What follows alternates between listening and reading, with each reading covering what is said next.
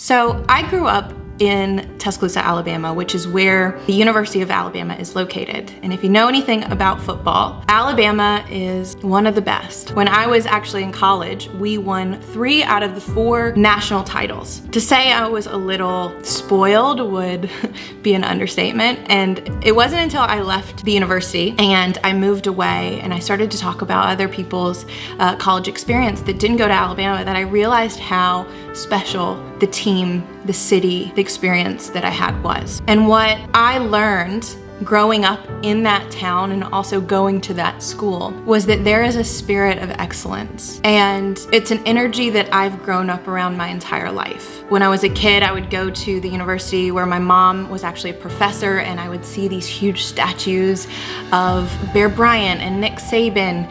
And I was friends with other athletes in school, and I was always attracted to the discipline, the commitment that it takes to exceed at the highest levels. The greatest teams and the teams that become champions are those that can keep their calm, keep their focus, and stay committed to the task through the adversity and finish the game. So it's going to be a fight. It's going to be a rumble.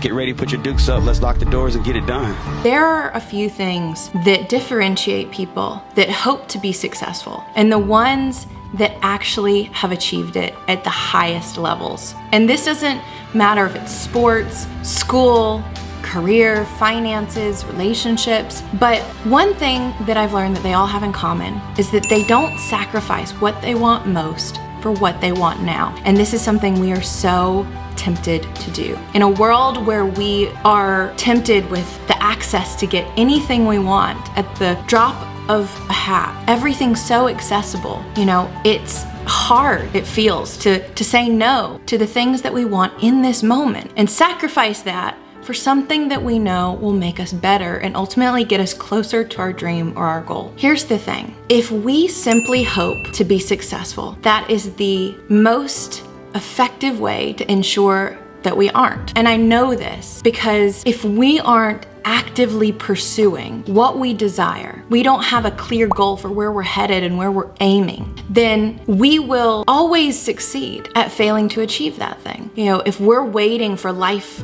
not to be hard, for us to have the right amount of experience, the confidence to not be scared, to go and chase the dream, we will always be waiting for success to never come. And that can be a hard pill to swallow, but we must, because otherwise we're living in a fairy tale. We are simply sitting on the sidelines of life and expecting to be a champion. And that's simply not the way it works. How do you think the University of Alabama practices to become the best in the country? I can guarantee you it's not something they do right up before the season. It is all year long. They're conditioning physically. They're conditioning themselves mentally. I help people condition emotionally, spiritually as well. Here we go! So what we've done is we take the Coach Saban's 4th quarter program and we put in a lot of the character development, the mental conditioning for success, plus the strength and conditioning to make them unshakable, bulletproof, so to speak, and indestructible mindset so that when they go play, they're at their best.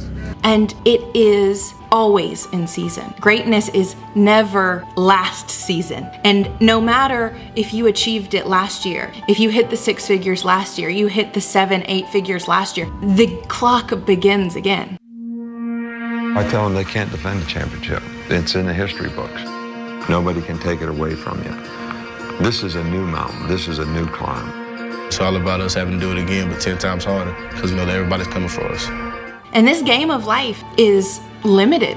We don't know how much time we get. And the clock every single day is ticking down and ticking down further and further and further until one day you wake up and the final whistle blows and you don't know when that's gonna be. And I want you to look back and be able to see a legacy of years where you were at your height. Because it's one thing to achieve success and then to be forgotten. But the teams like Alabama are a dynasty for a reason because they sustain it. And success is not sustained. People talk all about how to achieve success. No one really talks about sustaining it. And sustaining it comes when you have conquered what it means to embody the mentality, the practices, the lifestyle of a champion. It's not something you just act as for a little while. It's who you are. And what many of us have forgotten is that is our true nature. That is our essence. What I'm here to do is to remind you that you are a fucking champion. But